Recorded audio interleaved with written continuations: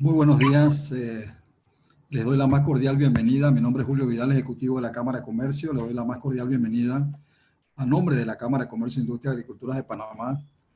Hoy en un nuevo webinar que seguramente va a estar de lo más interesante, en la agricultura post-COVID. ¿Dónde estamos? ¿Hacia dónde vamos? Y va a ser a través del director de proyectos de misiones especiales, Daniel Werner.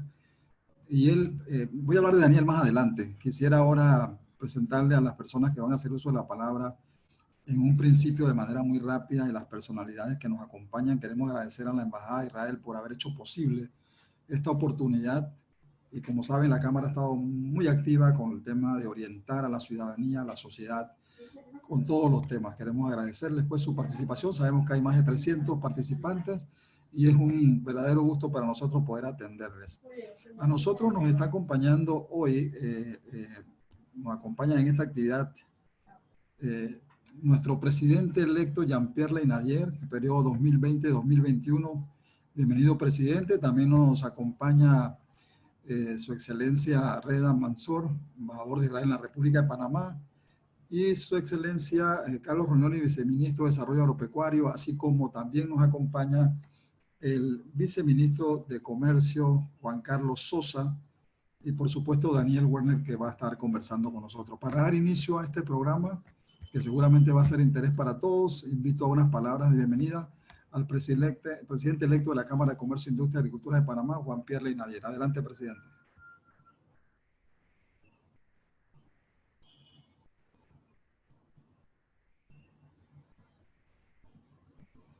Presidente está en mute.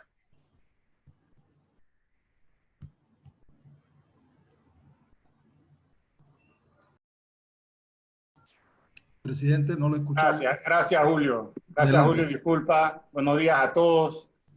Realmente un honor para la Cámara de Comercio, Industrias y Agricultura de Panamá poder contar con el apoyo del Estado de Israel en la figura de su embajada y el Ministerio de Agricultura y Desarrollo Rural para revisar el futuro de un sector de gran importancia como es el agro. A través del tiempo, Panamá ha potenciado sus relaciones con los diferentes países alrededor del mundo, mientras que por más de un siglo, la Cámara de Comercio, Industrias y Agricultura de Panamá, como gremio que representa a los 15 principales sectores de la economía panameña, ha impulsado las relaciones comerciales y de intercambio de conocimiento con diferentes entidades a nivel internacional. Por cerca de 70 años, nuestro país y el Estado de Israel han sido aliados, sobre todo en la transferencia de aprendizajes y mejores prácticas. En momentos como los que vivimos, estas relaciones cobran mayor relevancia para poder intercambiar conocimiento y así llevar al sector agro al próximo nivel a través de la transformación tecnológica que nos permita abastecernos y ser competitivos en rubros para la exportación. Apreciados participantes, este encuentro tiene un especial significado, ya que estoy seguro que a partir del mismo obtendremos una mirada diferente hacia un sector de vital importancia para la reconstrucción de nuestro país. Cuenten con la Cámara de Comercio, Industrias y Agricultura de Panamá para continuar trayéndoles expositores como el doctor Daniel Werner. Así, cumpliremos con la misión de mantenerles informados a fin de que puedan tomar decisiones orientadas hacia el desarrollo de sus empresas y del país. Muchas gracias. Gracias, presidente, por sus palabras.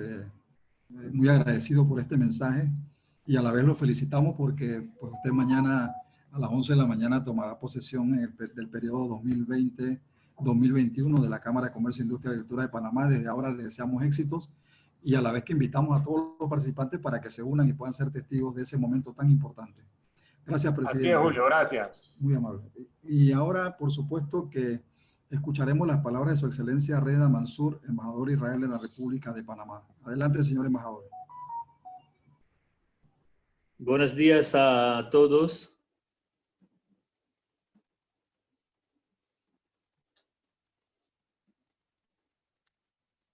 Sí, adelante. Sí, Buenos días a todos. Estamos muy felices hoy en día compartir con todos de nuestros amigos en Panamá este webinar bien importante en un tema que los dos países ya están trabajando por mucho tiempo para avanzar. Esperamos que este webinar va a ser una oportunidad de promover nuestra cooperación, y mucha gente sabe que estamos esperando a avanzar nuestro Centro de Excelencia Agrícola de Israel en Panamá, que ya estamos al finales etapas de este proyecto, y yo creo que cuando comienza este centro aquí, vamos a llegar a un nivel de cooperación muy alto. Esta epidemia había una oportunidad de ver la importancia de tener agricultura local que en tiempos de crisis puede tener base nacional importante para alimentos, y por esto esperamos todos que vamos a conseguir seguir trabajando en este proyecto y ver cómo podemos llevar a Panamá nuestra agricultura moderna, tecnologías avanzadas, y trabajar juntos para ser un base regional en este tema. Muchas gracias al Cámara de Comercio. Lo felicito a la directiva nueva, señor presidente, y esperamos y sabemos que vamos a trabajar mucho juntos en muchos temas. Gracias. Gracias, señor embajador, por su mensaje. Esas son muy buenas noticias para el país. Seguramente vamos a trabajar de cerca con Israel en estos proyectos. Para nosotros es repito, una muy importante noticia. Y gracias por ese mensaje que nos da de esperanza. Seguidamente, para continuar con este pequeño programa de apertura, le damos la palabra a su excelencia Carlos Ruñón, viceministro del Ministerio de Desarrollo Agropecuario. Adelante, su excelencia. Muchas gracias por la oportunidad. Antes que nada, quiero felicitar al presidente electo, Jean-Pierre Leñadier. Estoy seguro que la Cámara de Comercio va a seguir siendo guiada por ese sitial importante que tiene en la empresa nacional, y que habrá un balance importante entre las distintas actividades comerciales este año. En segundo lugar, quiero agradecer y saludar al señor embajador de Israel en Panamá, también al viceministro Juan Carlos Sosa y a todos los que nos acompañan, sobre todo al profesor Daniel Werner. Para el Ministerio de Desarrollo Agropecuario, realmente estamos en una crisis que nos da muchas oportunidades para mirar hacia el futuro, sobre todo con el apoyo de la empresa privada. Nosotros estamos seguros que la realidad del país y del mundo va a obligar a importantes empresas, tanto nacionales como extranjeras, a mirar hacia el campo, al agro, a hacer inversiones en nuestro sector, y para eso tenemos que garantizar esa seguridad jurídica de todas las inversiones que ya tenemos en el sector agropecuario y que vendrán, estamos seguros. Nos hemos dado cuenta de la importancia de la seguridad alimentaria. Nos dimos, y todos los días estamos viviendo, que no es un eslogan político de campaña de nadie, sino que es una realidad a la cual debemos vernos abocados los países chiquitos, medianos y grandes, para poder garantizar la comida y con esa comida darle paz a la población panameña. Nosotros estamos agradecidos de la empresa privada en el Plan Panamá Solidario con todo el apoyo que se nos dio desde el día cero, con el cual ya hemos podido entregar más de 1.1 millones de bolsas de alimento, y con los vales, recientemente con el vale electrónico, también le hemos dado tranquilidad a la población. Salvo algunos minúsculos incidentes, se ha podido mantener la calma y la tranquilidad en el país. Y eso se lo debemos también a que hemos podido suministrar alimento a través de nuestros productores. Hace poco, en el mes de enero, el ministro Valderrama, quien les manda un cordial saludo a todos, estuvo en Israel y quedó fascinado con el estado de la tecnología en agricultura, en ganadería que tiene Israel. son un ejemplo y como bien señalaba el señor embajador, nosotros estamos en el proceso de iniciar un centro de excelencia con el apoyo de Israel, con empresas israelitas y técnicos israelitas para poder transferir tecnología de Israel. Ya no se puede decir arar en el desierto porque Israel ha demostrado que han arado, han cosechado y son un ejemplo en el manejo de agua, sobre todo, que tanto nos falta en Panamá. En esta agricultura de precisión, que hace falta traer a nuestro país y darnos las herramientas para poder producir eficientemente alimentos en Panamá. Así que la verdad es que me agrada mucho estar con ustedes y les agradezco en nombre del ministro Valderrama y del Ministerio de Desarrollo Agropecuario que nos permitan participar. Estoy seguro que estamos viviendo la entrada de una nueva era en Panamá, en donde vamos a mirar más hacia adentro, tratando de ser más eficientes. ¿Y quién más que Israel para que nos ayude a llegar a esos niveles de productividad que necesitamos en Panamá? Gracias a Dios, tenemos gente que sigue produciendo pese a las adversidades y creo que ahora esto ha sido un fuerte llamado a la conciencia de todos de que es importante e indispensable tener un sector agropecuario saludable para mantener la paz social en el país. Nuevamente, felicidades, presidente Leñadier, y usted sabe que cuenta con nosotros para poder llevar a cabo proyectos como este en beneficio del país. Muchas gracias. Gracias, viceministro. Gracias, viceministro, por sus palabras. Hay que destacar dos cosas: el reconocimiento que nos hace por la labor que ustedes ponderan muy bien, que viene haciendo la Cámara de Comercio del sector privado, y nosotros estamos aquí para eso y para servirle, y para servirle al país. Y también es importante que usted se muestra muy receptivo ante la oferta que hace Israel con el tema de poder proveer tecnología. Muchísimas gracias y gracias por participar. Y también nos acompaña a su excelencia Juan Carlos Sosa, viceministro de Comercio e Industrias. Adelante, viceministro. Muy buenos días a todos. Primero que todo quiero felicitar a la Cámara de Comercio y al Estado de Israel por organizar este excelente foro. Creo que el momento es propicio, ya que nosotros como gobierno hemos identificado, se ha visto la importancia de la agricultura como un motor para esta reactivación económica post-pandemia. Nada más para compartir algunas cifras, el sector productivo del país aporta alrededor de 1.2 millones de empleos entre directos e indirectos. Y como bien dijo el viceministro Rognoni, gracias a Dios, la cadena agroalimentaria, nuestros productores han dado el pecho en esta pandemia y han seguido produciendo productos de alimentos para nuestro consumo.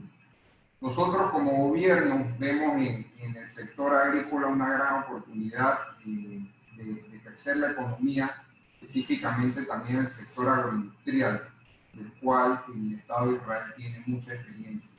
Nosotros recientemente, hace unos meses atrás, firmamos un tratado de libre comercio con el Estado de Israel, que consideramos que ha sido muy justo para los intereses de nuestro país. Tenemos muchas oportunidades en productos como sandía, melón, que entran libres de aranceles. También vemos oportunidades en la exportación de carne, banano, productos de cacao, frutas deshidratadas. Nosotros consideramos que como sector productivo debemos irnos volcando a la parte agroindustrial y es por eso que ya hemos adelantado algunas conversaciones con empresas y casualmente con una de Israel para poner plantas de procesamiento de productos agrícolas, específicamente en el rubro de frutas deshidratadas. Nosotros pensamos que este es el futuro, necesitamos ir en esa dirección de productos de valor agregado, productos en donde se pueda marginar más y que puedan crear esa industria agrícola que tanto requiere el país para una reactivación económica. Los exhorto a todos los las personas que están en este momento en este foro a que exploremos juntos todas esas oportunidades que nos ofrece el Tratado de Libre Comercio. Nosotros también, a través de nuestra oficina de inteligencia comercial Intelcom, hemos identificado a Israel como uno de los países potenciales para este relanzamiento de nuestras exportaciones y nuestros productos, ya que consideramos que es un país que va a salir bien librado de esta pandemia. Así que felicito a los panelistas el día de hoy. Espero que el seminario sea provechoso y éxitos a todos. Muchas gracias. Gracias, viceministro, por sus palabras. Lo que notamos es también la aceptación por parte del viceministro de toda la oferta que está haciendo Israel para mejorar la tecnología en Panamá en diferentes tópicos. Muchísimas gracias a todos los invitados especiales, y ahora vamos a lo que estamos esperando, a nuestra presentación. Y por supuesto que nosotros vamos a estar platicando esta mañana de algo muy importante, ¿verdad? Como es el sector agropecuario, pero lo más importante es que va a compartir con nosotros sus experiencias y conocimientos Daniel Werner. Quisiera compartir algunas parte de la información de Daniel para saber, pues, y conocer quién es la persona que realmente nos está dirigiendo la palabra esta mañana. Daniel Werner es ingeniero agrónomo con una maestría otorgada por la Universidad Hebrea de Jerusalén. Durante su carrera profesional, fue parte del Servicio de Extensión Rural perteneciente al Ministerio de Agricultura y Desarrollo Rural de Israel. Actualmente ocupa el cargo de director de proyectos y misiones especiales, en cuyo marco ha dirigido programas de desarrollo rural como parte de los programas de cooperación internacional del Estado de Israel en diferentes países de América Latina, Asia y África. He ahí lo interesante de parte de su hoja de vida. Pero el título es muy sugestivo, la agricultura post-COVID-19, ¿dónde estamos, hacia dónde vamos? Yo creo que es muy sugestivo. Hoy vamos a descubrir qué pasa con la agricultura hoy día y hacia dónde va con esta situación que estamos viviendo globalmente. Entonces, te voy a pedir, Daniel, darte la bienvenida a nombre de la Cámara de Comercio. Ya te la dio el presidente de la INADIE, pero te la damos en nombre de toda la institución y de la Junta Directiva. Te damos la palabra y te decimos adelante con tu presentación. Gracias. Bueno, ¿me escuchan bien? Primero, antes de compartir con ustedes la pantalla y la presentación, quiero agradecer, por supuesto, a la Cámara. Felicitaciones, señor presidente. Todos veo que lo aprecian, y desde acá también le deseamos mucha suerte en su gestión. Por supuesto, a los ministerios de Agricultura y de Comercio de Panamá, que son para nosotros aquí en Israel socios de nuestros deseos de compartir lo que tenemos y lo que poseemos, en mi caso en agricultura. Y un especial saludo para el señor embajador y para Isabel, que han hecho posible junto con la Cámara llevar a tantos participantes. Veo que ya hay más de 200 participantes conectados. Esta pequeña charla que intenta, como se ha dicho, dar un enfoque, diría, macro a lo que está pasando en el mundo, con algo que no conocíamos hasta ahora, o por lo menos nuestra generación no conocía, que es una situación de pandemia en donde todos estamos obligados a de repente encerrarnos en nuestras casas y descubrir cosas que no conocíamos de nosotros mismos, de nuestra familia, pero por sobre todo el problema que genera en muchos sectores, independientemente del sector de salud, en los sectores económicos, y la agricultura, uno de ellos importante en muchos países e indispensable en otros. Entonces, con su permiso, voy a compartir la pantalla. Ustedes solamente díganme desde el control si se ve bien, así puedo comenzar. ¿Se ve bien? Sí, correcto. Ok. Entonces, como lo ha dicho Julio, esta charla o este webinar lo he titulado COVID-19 y la agricultura, ¿dónde estamos, hacia dónde vamos? Vamos a hablar un poco en general de lo que ocurre en la crisis del coronavirus. se define en muchos casos como una especie de tsunami, en donde lo más importante, sin duda alguna, independientemente del rubro del cual vamos a hablar ahora, o del sector que es el sector agropecuario, es sin duda alguna el efecto que hace sobre el planeta, especialmente en lo que significa pérdida de vida, parálisis de la actividad económica. Desde el punto de vista económico, que es el tema que de alguna manera vamos a ahondar hoy en día, durante estos próximos minutos, se estima que el Producto Interno Bruto mundial va a descender en forma muy drástica. Los pronósticos de las organizaciones más importantes a nivel económico en el mundo nos pronostican resultados, por lo menos para esta parte que nos queda del 2020 y principios del 2021, resultados bastante desalentadores. El efecto, como dije anteriormente, sobre todo es que vamos a disminuir, para disminuir drásticamente la velocidad de transmisión del virus. Lo único que se ha encontrado por el momento, a pesar de los esfuerzos que hace la comunidad de investigación en medicina de todo el mundo, es simplemente confinarse y aislar de alguna manera cualquier factor de contagio, y eso disminuye la velocidad del virus. Y seamos conscientes de que lo más importante en primera instancia es proteger la vida de los seres humanos, pero sobre todo la vida de los segmentos más vulnerables, que son las personas enfermas, las personas mayores, pero cuando ya entramos en el aspecto económico, es todos aquellos que de alguna manera participan en las cadenas de suministro, que en definitiva se descubrió o se está descubriendo que son el punto débil de situaciones de crisis como la que estamos viviendo.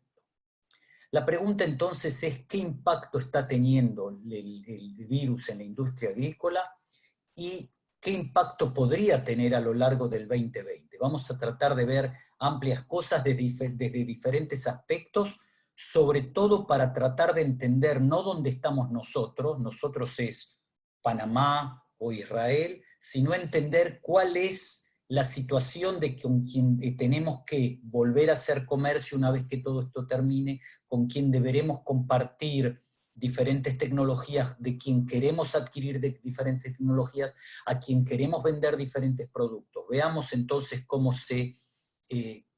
las cosas se están dando. El primer punto a entender es que cuando tenemos una actividad en pleno movimiento, como puede ser una cadena alimentaria, la detención de la misma no es tan simple y se hace muy difícil también luego volver a reactivar eso.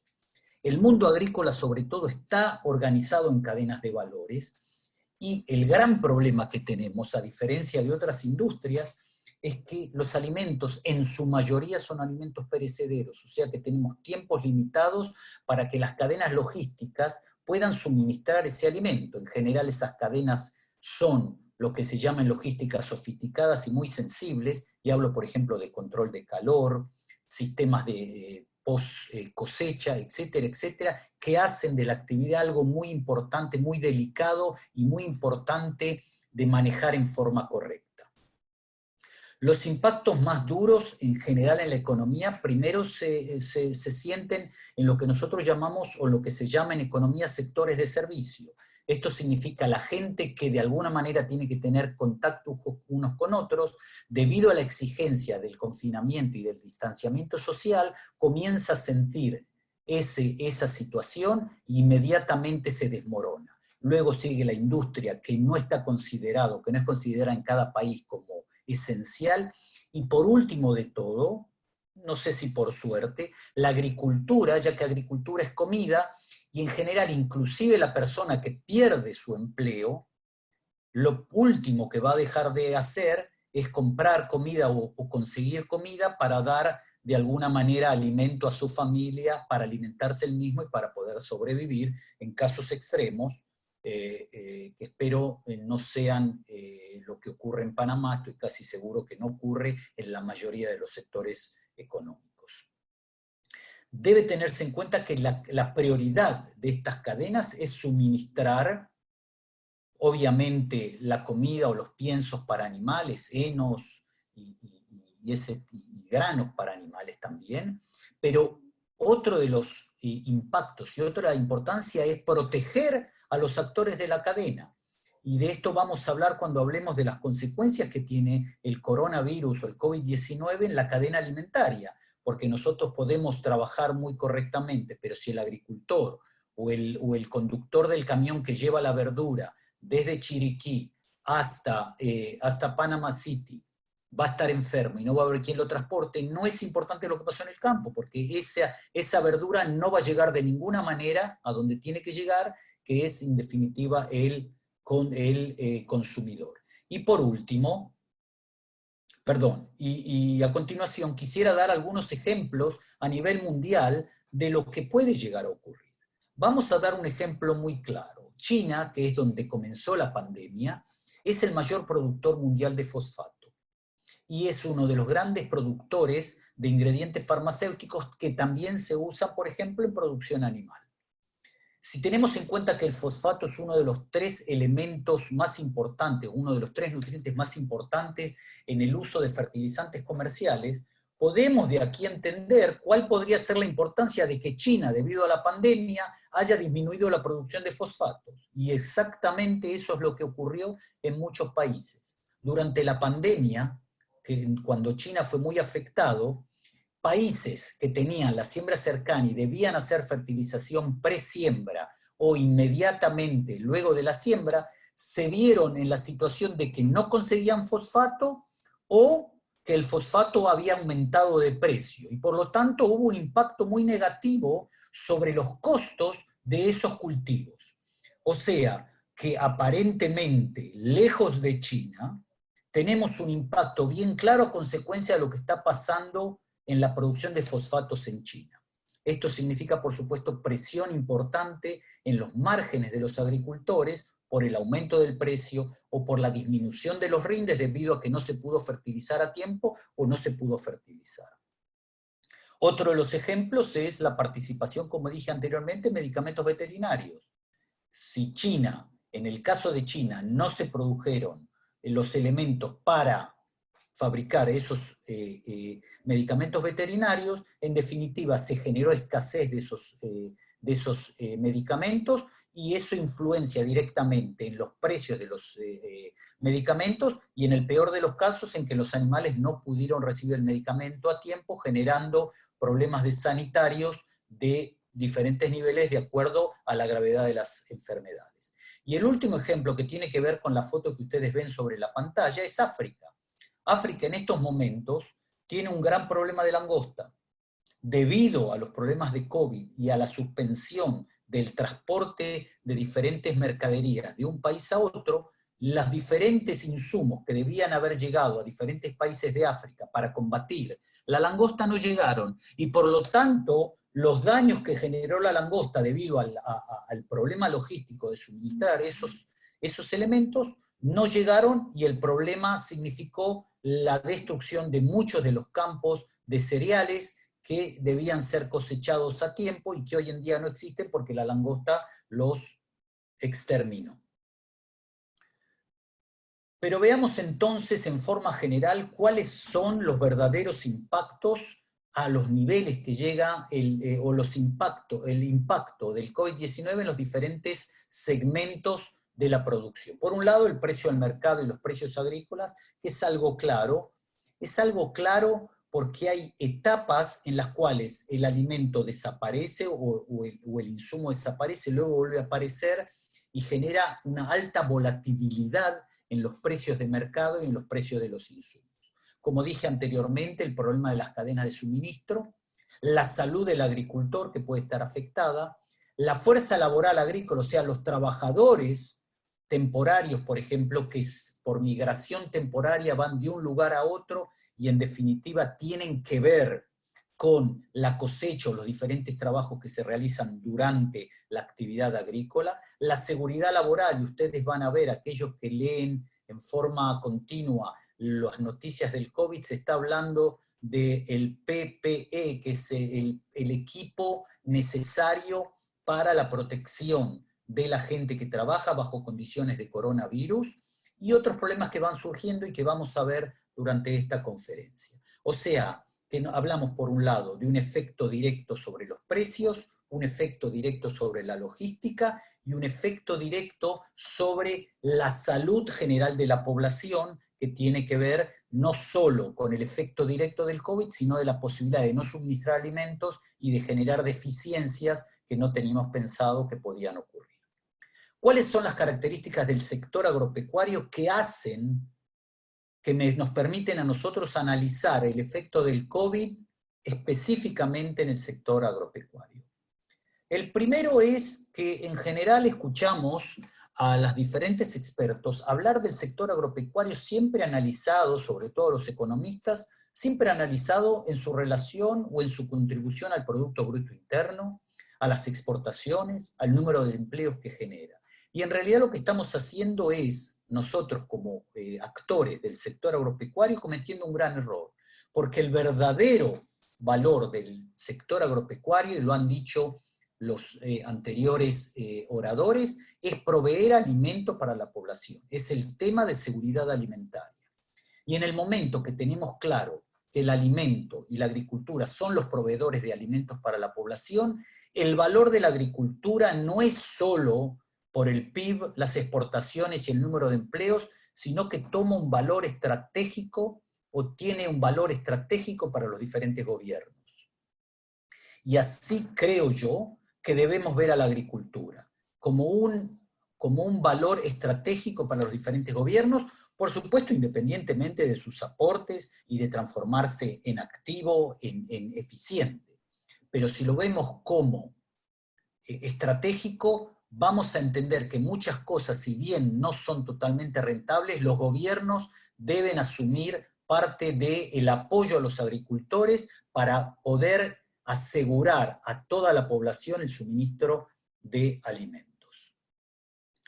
La ventaja, si se puede ver así, y a veces también desventaja, es que la producción o la demanda de alimentos, mejor dicho, es inelástica, o sea que prácticamente a cualquier precio el ser humano va a tratar primero de asegurarse su alimentación. Y esto un poco es lo que ocurrió durante las primeras semanas del COVID, que directamente la gente salió en una paranoia de compras y adquirió elementos básicos por miedo a un desabastecimiento total y gastó parte de sus ahorros en asegurarse un stock de comida por lo que podía ocurrir.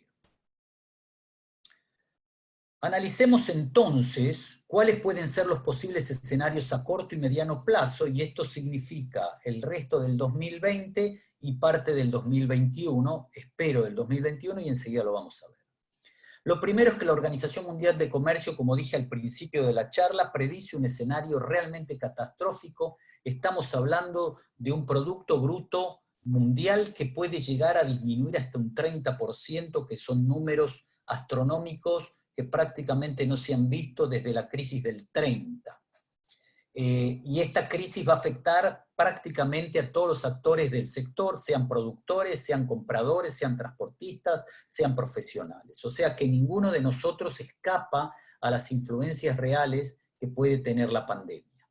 Por otro lado, se está viendo que en general el Producto Bruto, no el comercio, el Producto Bruto puede caer entre un 5 y un 6%.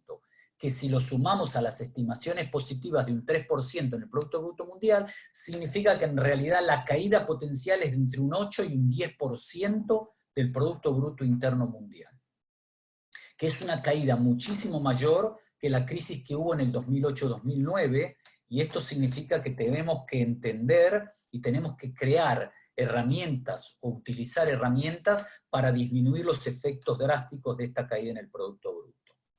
Y sin duda alguna, tenemos que ver que en la medida que haya distanciamiento social y cuarentena, los servicios son el sector que más se dificulta.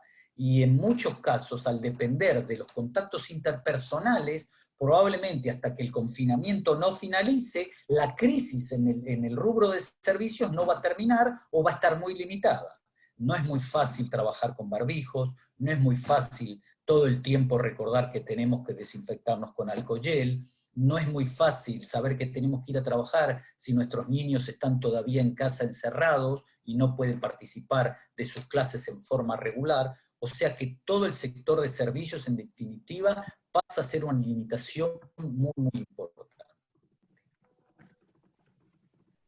Veamos entonces este interesante aspecto que presenta la agencia de estratégica McKinsey, en donde se ven cuatro zonas del mundo: los Estados Unidos de Norteamérica, Europa como Europa, el Medio Oriente y el norte de África, y la China. Lo que vemos aquí, les señalo aquí, son o eran, ¿sí?, los productos brutos, el PIB que se estimaba en la región o en el país, y dos posibilidades. La posibilidad que estoy señalando ahora, por ejemplo en los Estados Unidos, y la segunda posibilidad. No sé si se aprecia el color, es negro o azul oscuro y celeste en este caso. Aquí ven otras zonas como es Latinoamérica, la zona del Sahara en África, el este de Asia y algo global. Lo que vemos son dos escenarios posibles.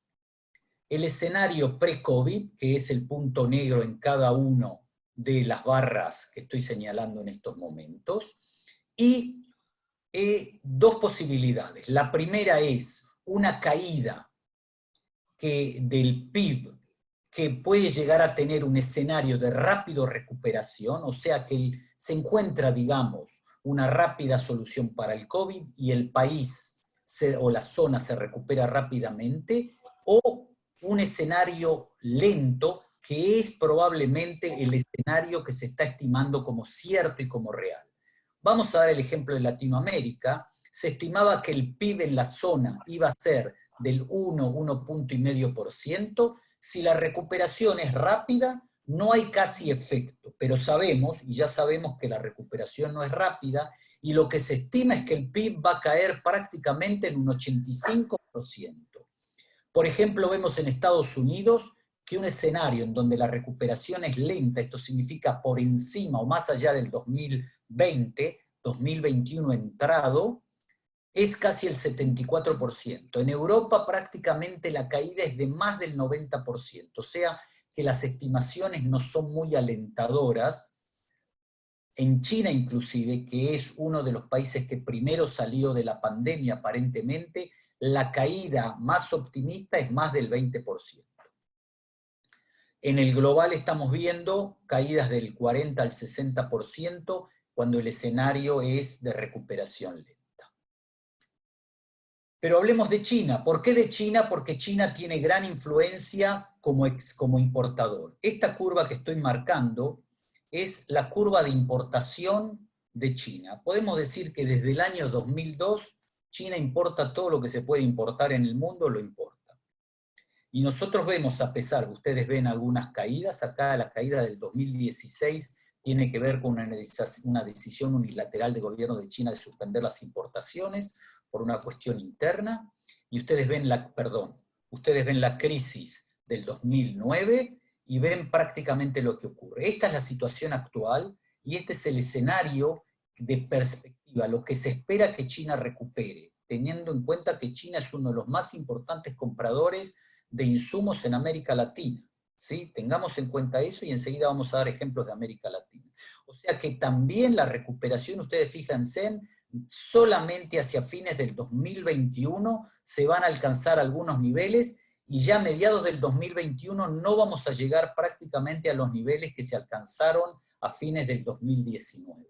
O sea que la perspectiva también de China de recuperar las importaciones va a ser muy lenta y probablemente países de América Latina que tienen su comercio fundamentalmente basado en las ventas a China van a tener que pensar en alternativas, en diversificar el mercado, en hacer más atractivas sus mercaderías o buscar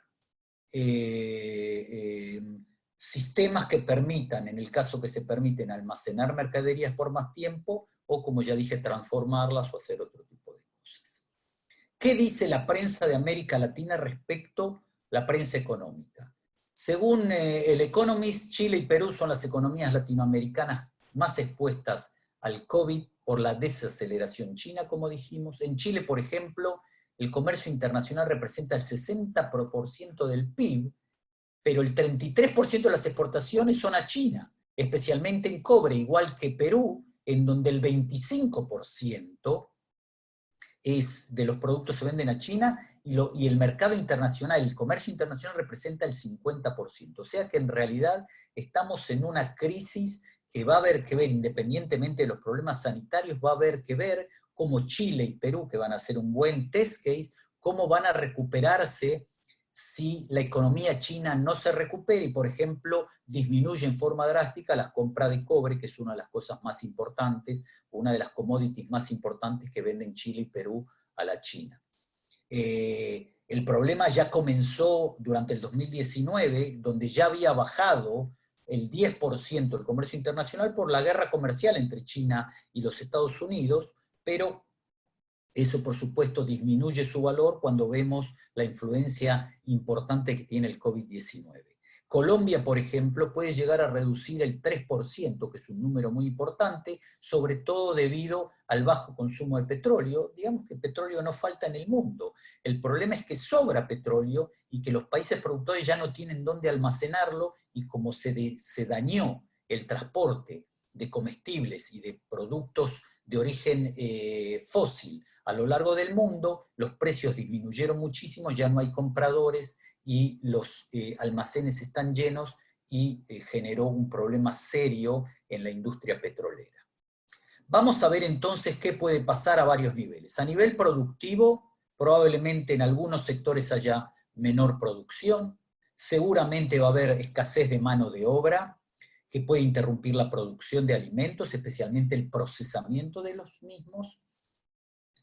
¿Hay impacto en la producción de cultivos? En todos no. Por ejemplo, en la leche se ha visto que no hay impacto. En un primer paso hubo impacto, pero luego polvos de leche, manteca mantienen sus niveles de acuerdo a lo que fue producido en 2019. Los cereales tienen o siguen teniendo perspectivas muy favorables. El gran problema que vamos a tener, a mi criterio, es en el sector ganadero, porque en algún momento se redujo la alimentación del animal, por lo tanto se retardan los engordes, por ejemplo, en el caso de carne, pero sobre todo por la gran problemática que hay en los mataderos. O sea que la gente se enfermó y no llegó, y por lo tanto no hubo producción de cuartos de carne, y por lo tanto no llegó a los mercados. Y uno de los ejemplos más interesantes fue lo que ocurrió en Estados Unidos hace 15 días atrás, en donde uno de los mataderos de cerdos se enfermó muchísimo del personal, y de repente resultó de una tremenda escasez en las redes más importantes de comercio de carne porcina, y no fue porque no había porcinos, sino porque simplemente no había quien hacía la transformación de la carne en productos comestibles. A nivel logístico, las tasas de flete por falta de conductores de trucks, de camiones, puede disminuir, la disponibilidad de los mismos por enfermedad. Puede ser que haya bloqueos de transporte porque algunos países deciden bloquear, y esto se ve mucho en Europa, sobre todo en la cuestión de productos de origen animal, que los países tratan de, o comienzan las famosas fronteras abiertas entre los países de Europa, se comienzan a cerrar por miedo a la transmisión de un país a otro. Esto lo ha sufrido mucho España e Italia. Y por lo tanto, si bien hay productos, no llegan a sus lugares y por lo tanto no hay lo que hacer con ellos. Les recuerdo que, por ejemplo, en muchas partes de Europa se han regado campos con leche, por ejemplo. Como dije antes, cuarentenas que no es que disminuyan la producción, sino que no permiten la llegada de insumos a los productores. Si los productores no tienen semillas, por ejemplo, para plantar en el momento correcto, y hay cierres temporarios de la cadena de alimentos o los puntos de venta, y por lo tanto, si bien hay productos, estos no llegan al consumidor. A nivel de consumidor la cosa es bastante interesante. En un primer momento siempre hay un aumento de la demanda porque la gente tiene miedo al desabastecimiento y compra alocadamente. Luego, como sabemos que es inelástico, la gente compra lo que necesita y empieza a consumir productos básicos. O sea que productos de mayor valor agregado que encontramos en los supermercados prácticamente no tienen consumidores. Voy a dar un ejemplo. Si la gente tiene que comprar leche, va a comprar leche de bajo valor y leche con descalcificada o leche con bajo contenido de lactosa, que tienen precios más altos, si uno no está enfermo, no la va a adquirir aunque crea que es mejor calidad por los altos precios y por el miedo a gastar el dinero cuando no se sabe cuando el futuro es incierto. Los patrones dietéticos, hay disminución en el consumo de carne en general, y esto tiene que ver porque se conecta, aunque incorrectamente, los orígenes que son de animales con seres humanos, como que el COVID-19 puede ser transmitido a través de la carne, cosa que no es verdad, pero la psicología de la población de consumidores es la misma. La gente tiene miedo al contagio, no hay consumo de alimentos porque la gente va menos a los mercados por miedo a contagiarse, y empieza a haber un problema que tiene que ver con el cierre de restaurantes, es lo que llamamos HoReCa, que es hoteles, restaurantes y cafeterías, que dejan de consumir porque se cierran, y entonces pasa a tener importancia el comercio electrónico, que en muchos países no está desarrollado y lleva tiempo volver a construir una base de datos, y el aumento en los consumos de hogares, que no puede alcanzar el consumo que existe en los hoteles y en los restaurantes. Yo cuando soy productor de leche o productor de carne y vendo a hoteles, vendo pedazos grandes de quesos que en las familias no se consumen esas cantidades, y por lo tanto, si bien el consumo en los hogares ha aumentado, no cerró la diferencia que generó el cierre de restaurantes, pizzerías, por ejemplo, etcétera, etcétera, etcétera. Nuevamente McKinsey, esto muestra en realidad o explica el comportamiento del productor. Fíjense en ustedes, esto fue tomado el 22 de marzo y luego comparado con lo que pasó el 19 de abril. Lo que ven ustedes aquí, estos números, son los porcentajes de gente que era optimista en cuanto al cómo el país se iba a recuperar económicamente luego del COVID-19. O sea, cuáles eran dentro de los optimistas. Yo no estoy hablando de los que eran no optimistas y los pesimistas. Y entonces vemos que cuando en el comienzo de la crisis, por ejemplo, en Francia, había un 18% de optimistas que decía, cuando pasemos el COVID, va a estar todo bien, la economía se va a recuperar rápidamente. Pero fíjense lo que pasó el 19 de abril, cuando vieron que la cosa no era tan sencilla. O sea que los optimistas bajaron prácticamente en un 100%, en un 50%, de 18 a 10. Y así en Alemania, de 25 a 24, que dentro de todo es respetable. Pero fíjense lo que pasó en Gran Bretaña, de 23 a 17, y lo que pasó en Brasil, de 25, y después ni siquiera hay datos. O sea que lo que estamos viendo es que en gran parte de los países, fuera de la China y la India, disminuye el optimismo de la gente. Y esto se refleja en la conducta de compra del consumidor. Si es menos optimista, va a consumir menos productos, va a tratar de consumir lo básico y lo necesario por miedo a lo que va a ocurrir luego de la crisis. Y eso es muy sencillo. Puedo explicar en Israel que de un 3% de desocupación que había en el periodo pre-COVID, en estos momentos estamos por encima del 26%. Por lo tanto, toda esa cantidad de gente que pasó al círculo de ser ocupada, desocupada, desde ya va a tener un control diferente a los productos que consume, cuánto consume y cómo los consume. ¿Qué pasa a nivel de importaciones y exportaciones? Lo más interesante es que la gente recomienda, o la FAO, perdón, recomienda que el 75% de los alimentos que se consumen van a ser o deben ser producidos en el país. Esto es lo que nosotros hablamos como seguridad alimentaria. Pero sabemos que la producción no garantiza todavía que ese alimento llegue a donde tenga que llegar. O sea que va a depender si se va a interrumpir la cadena agroalimentaria que arriesga o da riesgo a la oferta de esos alimentos que se pueden llegar a producir sin ningún problema. O sea que a la recomendación de FAO debemos tener en cuenta la problemática logística. Lo otro es cómo va a influenciar o cómo está influenciando en el flujo de comercio internacional. Nosotros vemos que es un problema serio. Los barcos no llegan donde tienen que llegar, el comercio aéreo está totalmente suspendido, prácticamente suspendido, no hay vuelos prácticamente desde Europa a América, de Estados Unidos los vuelos internacionales están reducidos, a China o de China llegan pocos vuelos y poca mercadería está llegando a un ritmo más lento. Y entonces debemos ver si los países exportadores netos pueden realmente alcanzar o llegar a los países importadores netos.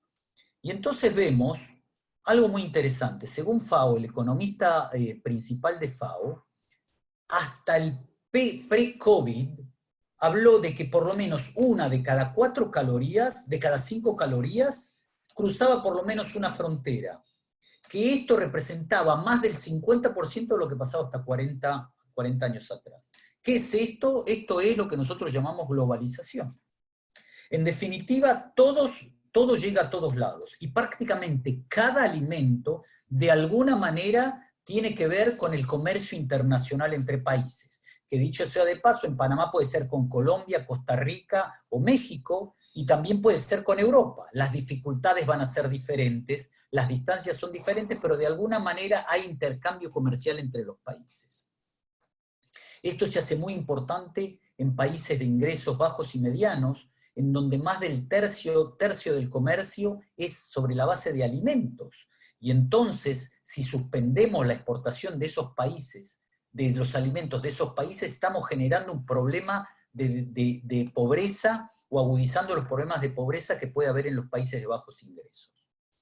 Y por supuesto, la consigna hoy en día es tratar de evitar políticas de empobrecimiento, o sea, eliminar lo que nosotros llamamos el proteccionismo, como pasó en el 2008, cosa que es difícil de controlar en estos momentos, y desgraciadamente lo que se está viendo es que no es que se quiere empobrecer al vecino, pero las medidas que se están tomando de alguna manera comienzan a cerrar algunas fronteras que limitan el comercio internacional entre países.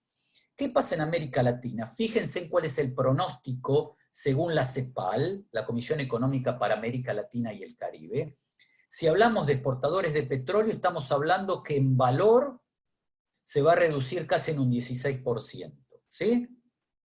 Los minerales en un 12% y los productos agroindustriales en un 5%.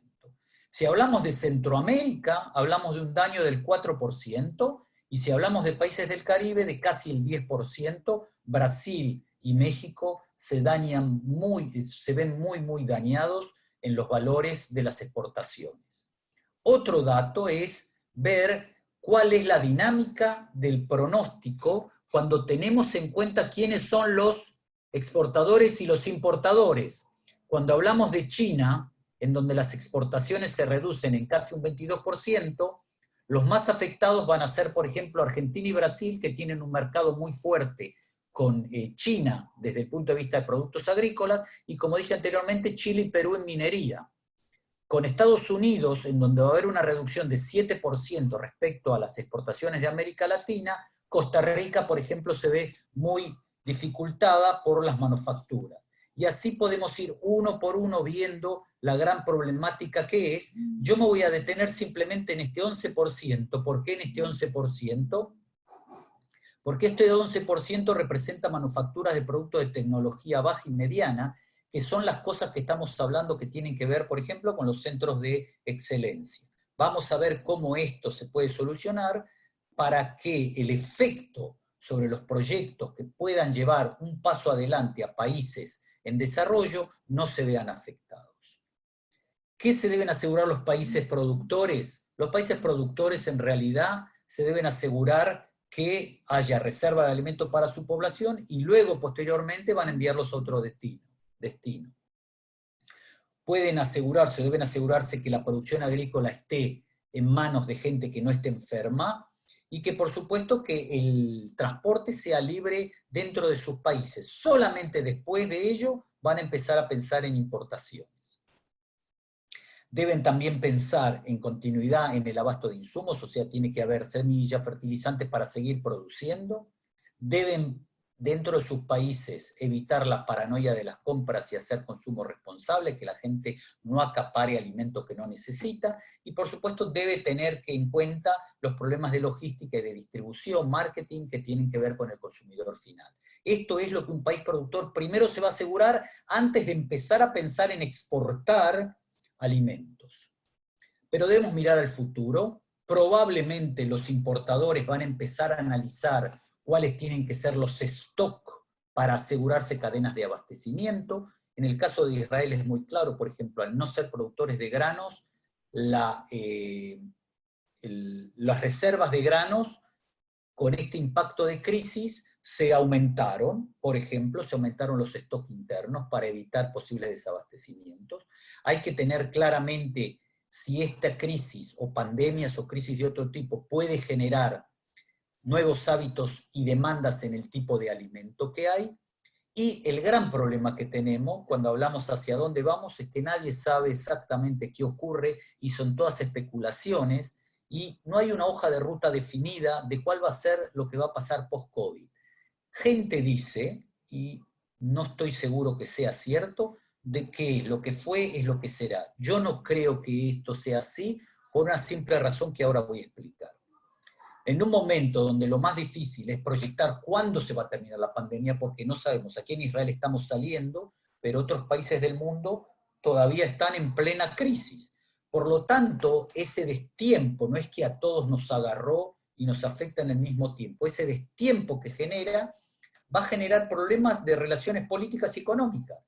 Yo quiero contribuir, por ejemplo, con Argentina, para dar un ejemplo, o con Panamá, pero si en Panamá la pandemia todavía es fuerte, no puedo llegar con mis cosas a Panamá. No va a haber vuelos de Israel a Panamá porque la pandemia en Panamá todavía sigue afectando, a pesar de que en Israel se terminó. Y entonces tenemos que pensar en relaciones políticas y económicas a largo plazo y comenzar a pensar en otro tipo de construcción de las cadenas alimenticias y de las cadenas de importación y exportación, ya sea de alimentos frescos, de alimentos transformados o de agrotecnologías que ayudan a esa producción a seguir adelante. O sea, el destiempo aquí es un problema serio, el destiempo en cómo la pandemia afecta entre hemisferio norte y hemisferio sur, entre América y Europa, entre Europa y el Medio Oriente. Hay muchos problemas de coordinación de cuándo es el momento justo para cada país hacer las cosas. Yo creo que toda crisis en definitiva presenta oportunidades. Y va a haber desafíos. La clave es cómo o entender esos cambios y poder adaptarse rápidamente a eso. No es el final de la globalización, yo no creo que se termine con la globalización, pero sí cambiará, y en definitiva es que cuando un chino estornude, nos vamos a preocupar en Panamá porque ese chino estornudó y no está enfermo. O sea que las cosas, las relaciones están cambiando. Y ese tipo de relaciones va a cambiar también la forma de globalización y enseguida vamos a ver cómo pienso que va a cambiar. Sobre todo, creo que el mundo va a estar más cerrado al contacto entre personas desde el punto de vista sanitario. Ustedes saben que el contacto tiene que ver con barreras comerciales. Hay menos contactos, hay problemas sanitarios, las barreras comerciales no se abren tan fácilmente, las barreras sociales, independientemente de las barreras culturales que en muchos años afectaron el comercio entre Oriente y Occidente y pueden volver sin duda alguna bajo excusas como problemas sanitarios. Creo que va a haber nuevas normas sanitarias en muchos países.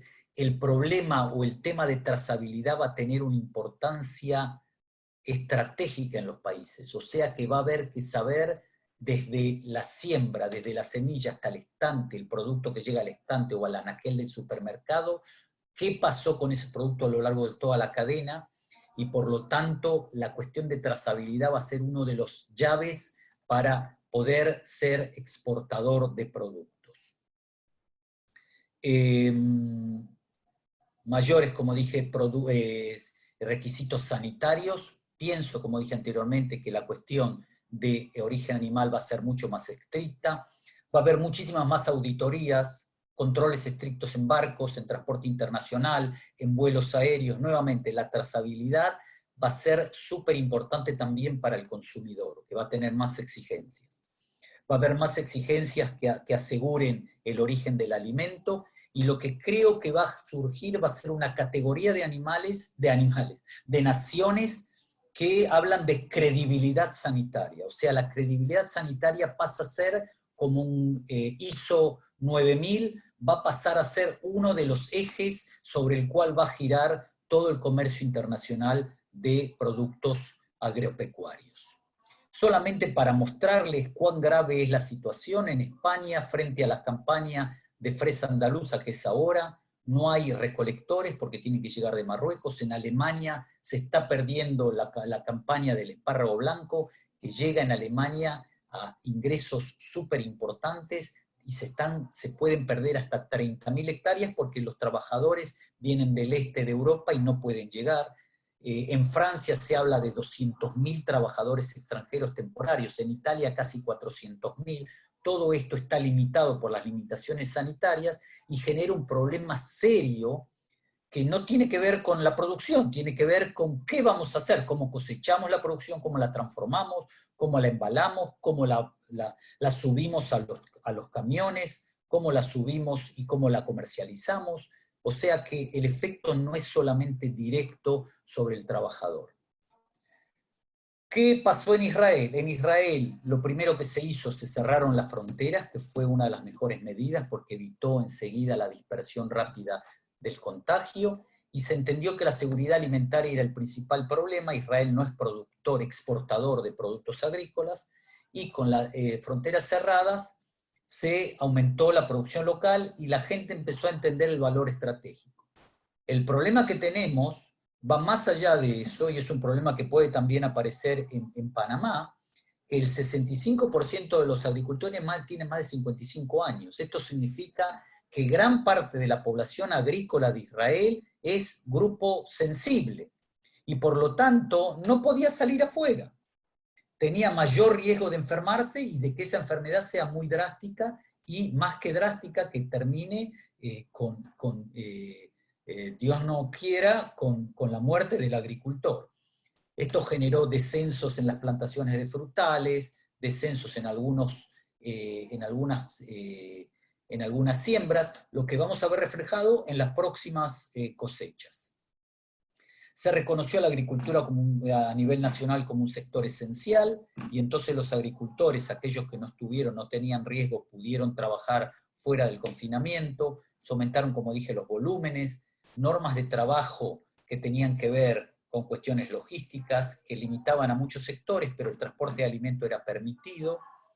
Hubo permisos de permanencia para los trabajadores extranjeros, o sea, Israel tiene casi 30.000 trabajadores extranjeros que se permitió que se quedaran en el país, inclusive cuando sus visas de trabajo se finalizaron. Y cuando hubo desabastecimiento, por supuesto, se buscaron las formas de poder suministrar esos alimentos. Un caso claro fue un desabastecimiento temporal de huevos, que Israel solucionó a través del transporte aéreo y trajo huevos de Portugal, si bien a un precio muy alto, pero se aseguró el abastecimiento de huevos dentro del país. ¿Dónde Israel puede aportar soluciones? Israel no es exportador de alimentos, pero sí es exportador de agrotecnologías. Y pensamos que toda esta lista que les voy a mostrar ahora de agrotecnologías puede de alguna manera, luego del post-COVID, del periodo post-COVID, comenzar a dar soluciones, como por ejemplo, soluciones que faciliten la cuestión de sanidad animal asegurándose la salud de los hatos.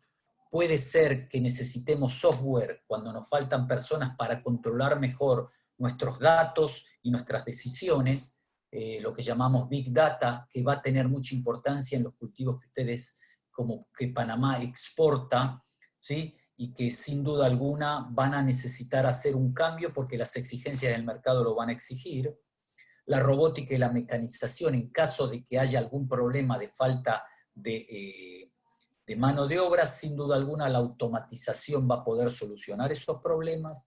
Por supuesto, bioenergía, por supuesto también agronegocios, plataformas de e-commerce que en algún momento van a reemplazar a los mercados. La gente va a consumir más a través de las redes de internet y va a comprar también productos agrícolas, productos alimentos, como ya lo está haciendo en muchos países del mundo, y las tecnologías midstream, que son tecnologías que aseguran o tienen que ver con la seguridad alimentaria. Por ejemplo, frutas que se pierden por post cosecha, ya hay tecnologías que pueden de esa fruta que se perdió realizar tratamientos y transformarlos en alimentos de alto valor y reducir las pérdidas de post cosecha.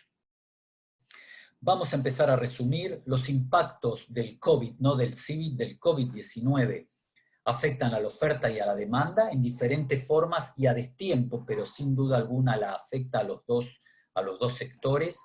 Los sistemas alimentarios desde ya son importantes a nivel de comercio nacional e internacional. Vemos la importancia de asegurarnos sistemas logísticos, mano de obra e insumos para la producción.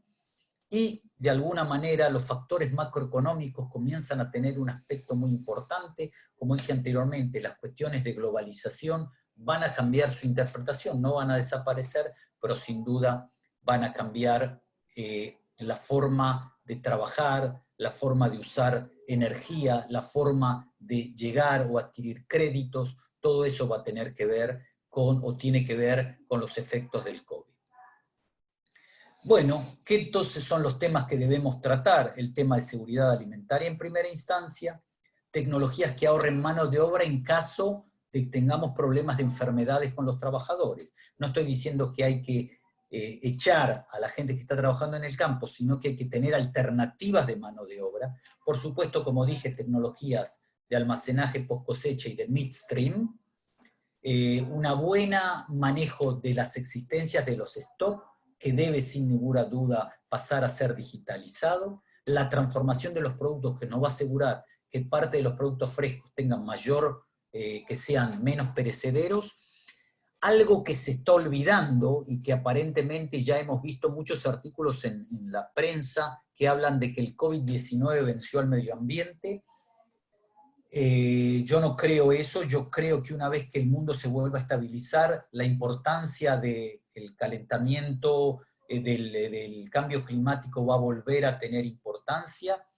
En Israel en estos días estamos viviendo una de las olas de calor más importantes que hubo en los últimos 50 años, y sin lugar a dudas, la cuestión de riego, para los que conocen Israel, el sur de Israel es una zona desértica, están habiendo temperaturas estos últimos 3 días de casi 50 grados.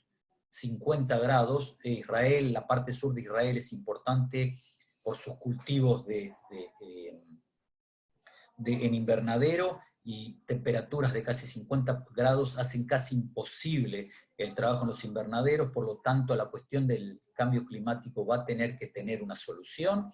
Y por supuesto, lo que los gobiernos van a tener que hacer, a mi criterio, es considerar o reivindicar el valor estratégico de la agricultura o de la actividad agropecuaria, y desde allí generar nuevas políticas agropecuarias que sobre todo van a tener que estar relacionadas con lo que llamé anteriormente la credibilidad sanitaria de los productos. Bueno, yo creo que con esto más o menos hemos terminado, y desde ya les agradezco la paciencia a todos los que se han quedado. Yo veo que hay casi 230 personas. Y desde ya estoy dispuesto ahora a las preguntas, o sea que the floor is yours. Sí, gracias, doctor. Muy interesante su presentación. Nos ha dado una información muy valiosa, tanto a nivel prácticamente mundial. Hay muchas variables realmente que hay que tomar en cuenta para desarrollar una estrategia post-COVID. Hay algunas preguntas muy interesantes que están formulando. Y bueno, vamos a tratar de descubrir algunas con su gentileza, ¿no? La primera que desarrollamos es: ¿cómo podrán los países, entre comillas, localizar la producción para no depender tanto de importaciones ante una situación tan divergente de precios, climas, mano de obra, disponibilidad de tierras para cultivos, etcétera? O sea, otra vez, perdón, por favor. ¿Cómo podrán los países, entre comillas, localizar la producción para no depender tanto de las importaciones ante una situación tan divergente de precios, de clima, de mano de obra, disponibilidad de tierra. Aquí, entendí. Aquí hay bastantes temas interesantes que están incluidos dentro de la pregunta. Y voy a empezar por lo que más o menos, sin un orden específico. Por supuesto, la dependencia de las importaciones y el generar o intentar generar de alguna manera la producción local es sin duda un desafío. Y eso tiene que ver con lo que estuve diciendo durante la conferencia, que habla sobre todo de producir casi el 75%, lo que la FAO recomienda para asegurar, para la seguridad alimentaria, producir el 75% de los alimentos. Una de las posibilidades es lo que estamos planteando en Israel, que es tratar de ver en sistemas que son tradicionalistas, tratar de ingresar mayores tecnologías que permiten ampliar el ángulo de trabajo o el ángulo o la canasta de productos que se puede producir en el país. Y la otra, por supuesto, es aumentar la eficiencia de esos productos a través de tecnologías que van, como las conocidas del riego por goteo, los cultivos protegidos, llegando hasta el uso de drones para cosechar y para fumigar. Todas esas condiciones o todas esas tecnologías de alguna manera permiten a la agricultura dar un paso adelante y poder llegar a cultivos o a posibilidades que hasta ese momento estaban cerradas para los países. Si Israel es capaz de generar cultivos y transformar el desierto en el principal productor de pepperbell, de ajíes, para exportación, no hay ningún motivo para que países como Panamá no puedan transformar parte de sus zonas mucho más beneficiadas con clima y agua en lugares mucho más eficientes para su producción. Una de las cosas que el famoso centro de excelencia quiere hacer es exponer a los productores las posibilidades existentes, a los profesionales las posibilidades existentes de Israel y por supuesto de Panamá. Espero más o menos haber contestado algunas cosas. Sí, gracias, doctor. Y aquí formulan una pregunta muy interesante, más local, ¿no? Sí. ¿Cree acertado en lo inmediato una política de generación de empleos en Panamá basada en el desarrollo del sector rural ante la ralentización de sectores como servicios, comercios, construcción y turismo? Bueno, eso ya hay que conocer más la economía de Panamá, pero si uno está desocupado desde ya en forma inmediata, poder generar lugares de empleo para la gente, sin lugar a duda es importante. Si tú me preguntas a largo plazo, lo que se ve en países desarrollados es que cuando vemos los porcentajes de ocupación del sector agrícola van en disminución. O sea que a medida que el país es más desarrollado, la producción es mayor, las superficies aumentan y la cantidad de gente disminuye, porque la gente está más en otros sectores, porque la agricultura se hace más eficiente.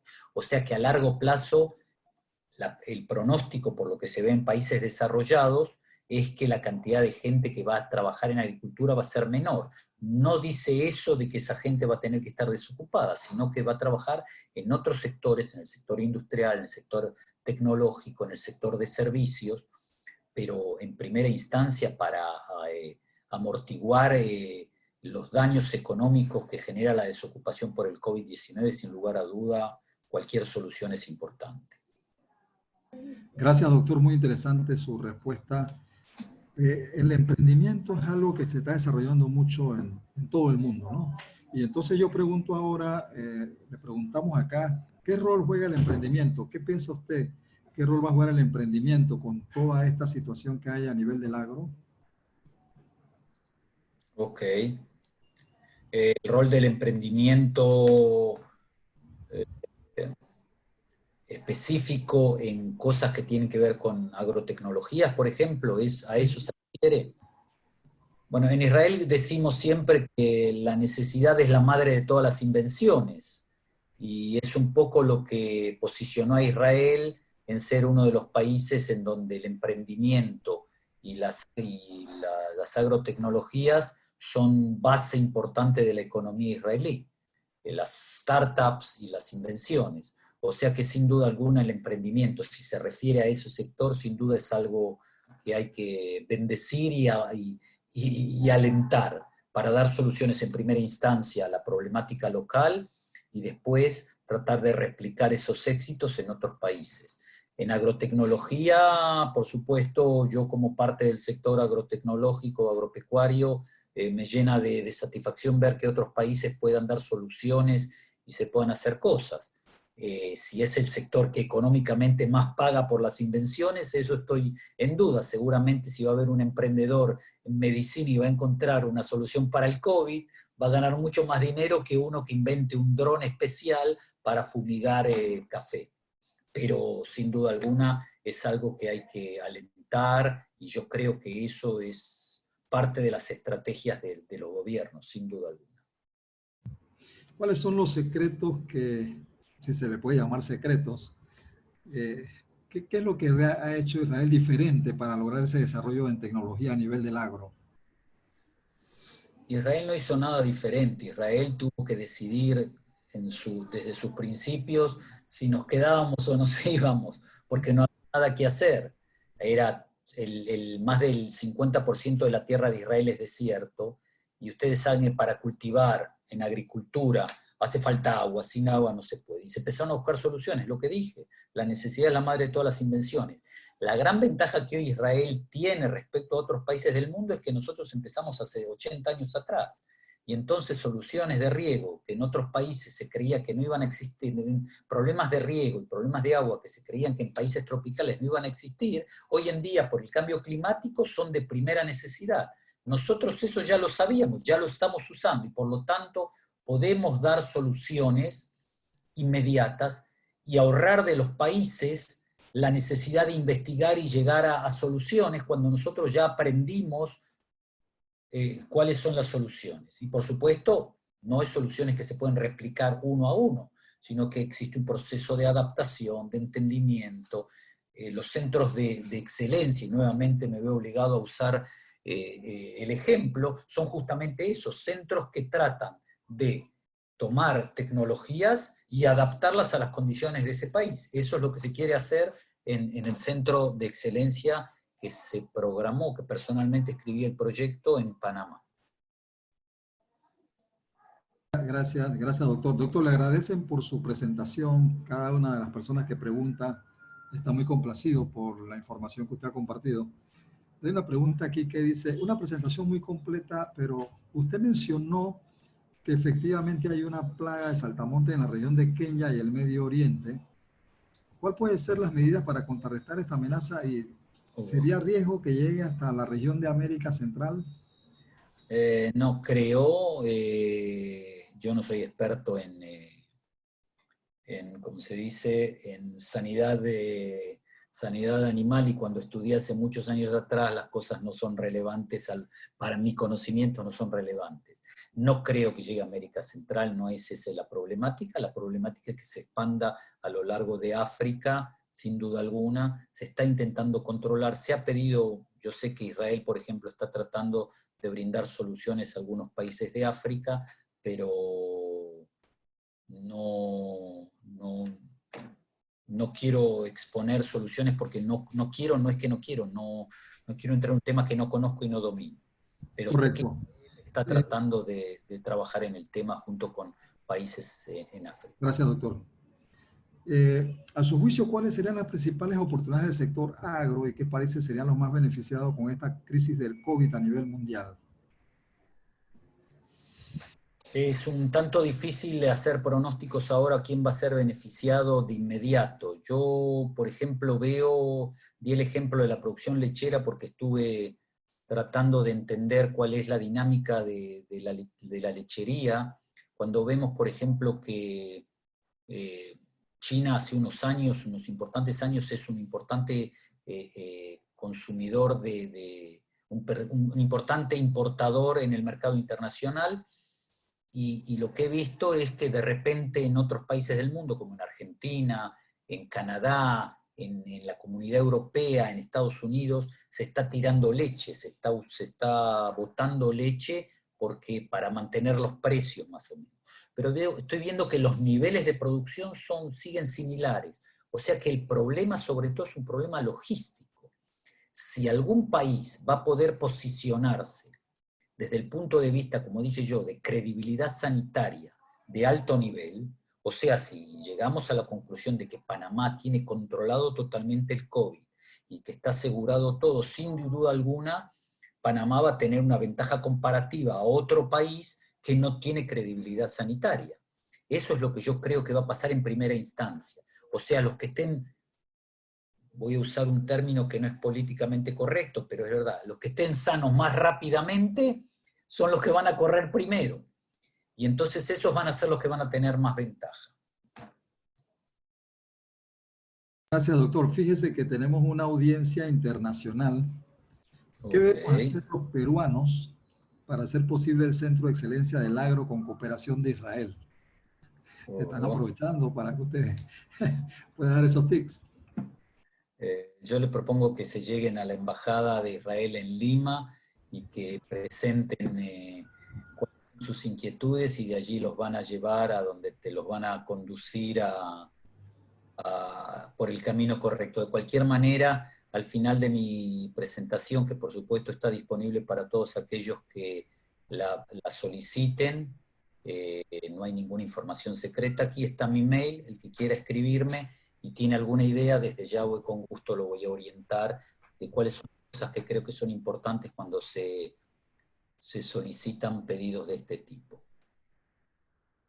Y los peruanos, creo que voy a dar tengo programado, no me acuerdo para cuándo, una conferencia con La Molina, y si van a estar atentos de lo que pasa, seguramente van a escuchar parte de las soluciones que propongo para el Perú. Sí, gracias, doctor. Teniendo una persona como usted tan ilustrada en el tema del agro, alguien pregunta, ¿cómo considera usted se puede desarrollar un inventario adecuado de granos en un país? Ok, eso es muy importante, es una pregunta muy importante. No tengo la solución, no tengo la respuesta, porque nuevamente no es el tema específico que yo trabajo, pero yo puedo decir que en Israel, a diferencia de otros países del mundo, el tema de almacenamiento de granos es un tema muy importante por las profundas crisis que Israel sufre, desgraciadamente, no por temas sencillos, sino por problemas geopolíticos. Sin entrar en detalles, eso se lo dejo al señor embajador y a la embajada que expliquen, no yo. Pero esos problemas geopolíticos llevaron a que Israel perfeccione los sistemas de almacenamiento. Hay muy buen conocimiento y muchas ganas de compartirlo con otras partes, y desde ya quien quiera se puede poner en contacto y yo lo voy a llevar a la gente correcta para hablar del tema. Las pérdidas que en otros países desarrollados del mundo llegan entre un 15 y un 30%, las pérdidas de grano, que reducen las necesidades de stock muy grandes porque se pierde menos, alcanzan solo el 3%. O sea que en ese sentido tenemos bastante que aportar. Yo sé que estamos programando en el Ministerio de Agricultura un curso internacional en el tema de almacenamiento de granos, y quien desee información desde ya está invitado a escribirme y yo lo voy a guiar a quién escribir y cómo llegar a las personas que tratan el tema. Como estamos sobre la hora, 2 preguntitas más, ¿le parece? 2 más y dejamos, porque me están esperando en Colombia. Perfecto. ¿Cómo podemos darle seguimiento a las nuevas tendencias o recibir apoyo tecnológico de las eminencias como Israel? Bueno, ya usted contestó esa pregunta realmente. ¿Qué opina sobre trabajar en Panamá? Ya la contestó. ¿Y cómo serán las relaciones del Centro de Excelencia Agrícola con Israel, con la comunidad estudiantil dirigida por el sector agropecuario de la universidad? ¿Usted, esa relación universidad-centro existe?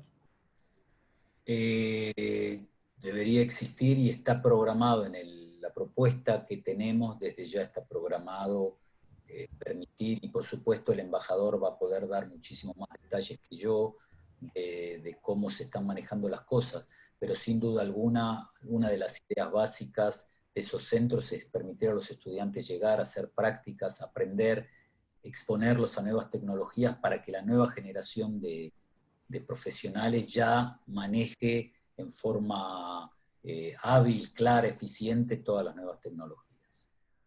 Sin duda alguna es clave, yo apoyo 100% eso. Creo soy un profundo creyente de que sin eso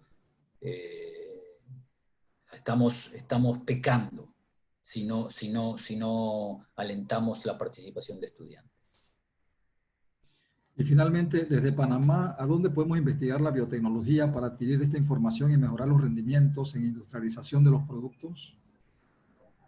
Doctor Google es una buena fuente primero. Depende, muchas fuentes, hay muchas publicaciones. Sin duda alguna van a poder encontrar hoy en día la información. También Dr. Google y también Dr. Yahoo les pueden dar una primera aproximación y a partir de allí, sin duda alguna, pueden llegar a universidades. Hoy en día hay muchas bibliotecas virtuales, no hay ningún problema de alcanzar la información y llegar a interesantes artículos Doctor, considerando que tenemos una audiencia robusta y que mucha gente va a ver esto posteriormente en todos los medios de comunicación de la Cámara de Comercio, ¿algún mensaje final que usted quiera brindar, sobre todo a los líderes del sector agropecuario, líderes en todos sentidos, gente del gobierno, el sector privado y todas las organizaciones? ¿Qué mensaje? Yo tengo primero un profundo cariño, he estado muchas veces en Panamá y sé cuánto el sector agropecuario en Panamá es luchador y quiere avanzar. Yo sé profundamente, estoy convencido de que en Panamá existen todas las condiciones para salir adelante. No solo por el famoso canal que les da una ventaja comparativa frente a otros países de América Latina y de América en general, sino también porque hay un espíritu que ustedes llamaron un espíritu emprendedor. Sin lugar a duda, quien visita Panamá se va a encontrar con potencial increíble. Y de haber escuchado a los representantes del Ministerio de Comercio y el Ministerio de Agricultura, luego de haber sido parte de la visita del Ministro de Agricultura hace unos meses atrás y de conocer a la gente de la embajada que continuamente me tiene al tanto de lo que ocurre, sin duda alguna, el futuro es muy prometedor. Lo que yo quisiera, pero eso ya es una cuestión interna de Panamá, es que la agricultura tome el lugar que debe tomar como dije anteriormente, como valor estratégico, que el gobierno invierta, y espero que el centro de alimentación sea simplemente el centro de excelencia sea solo el principio de esa inversión que hace el gobierno. Y por supuesto quiero remarcar algo. Hoy en día los gobiernos tienen muchos gastos, están muy golpeados por toda esta pandemia, y sin lugar a dudas quien va a tener un papel importantísimo en todo esto es el comercio entre los sectores privados. La Cámara aquí es una de las herramientas más importantes para permitir al sector privado a hacer las cosas. Los gobiernos tienen que ser facilitadores, el sector privado es en quien en definitiva va a ejecutar los proyectos, y espero que podamos seguir colaborando. Israel desde ya está dispuesto, el embajador, Isabel, la gente, me imagino que toda la gente, todo el personal de la embajada está dispuesto a escucharlos, y lo que deseo es que se salga pronto, que Panamá salga pronto del problema del COVID-19, y yo estoy dispuesto a siempre participar. Me dicen Panamá, estoy presente. Doctor, muy agradecidos por su gentileza, gracias por ese mensaje final de esperanza y de optimismo con nuestro país en el sector agropecuario. Hemos escuchado y hemos visto al doctor Daniel Werner, director de Proyectos y Misiones Especiales del Departamento de Comercio Exterior y Cooperación Internacional del Ministerio de Agricultura y Desarrollo Rural de Israel, dándonos información valiosísima sobre un tema que todos tenemos que tener cuidado, como es la agricultura post-COVID, dónde estamos, hacia dónde vamos. Quiero agradecer a la embajada por toda la colaboración que nos dio. Quiero agradecer al personal técnico de la Cámara de Comercio, pero principalmente también a todo el equipo que trabaja pues al servicio de los webinars. Pero quisiera agradecerle a nombre del presidente electo Jean-Pierre Nadier. También quiero agradecerle a nombre de la Junta Directiva de la Cámara de Comercio y recordarles que mañana a las 11 de la mañana, Jean-Pierre Leinadier tomará posesión de su cargo por el periodo 2020-2021. Están cordialmente invitados y que pasemos todos muy buenos días. Gracias, doctor, nuevamente, y que tenga Muchas un buen gracias. día. Que tenga Muchas gracias a todos, gracias embajador Isabel, y nos comunicamos, gracias a la gente de la Cámara que hizo esfuerzos y me aguantó durante la preparación con mis exigencias, y espero que haya sido útil esta charla y que simplemente sea la primera de unas cuantas que podamos hacer. Muchas gracias y les deseo lo mejor. Buenos días. Gracias a usted. Buenas tardes.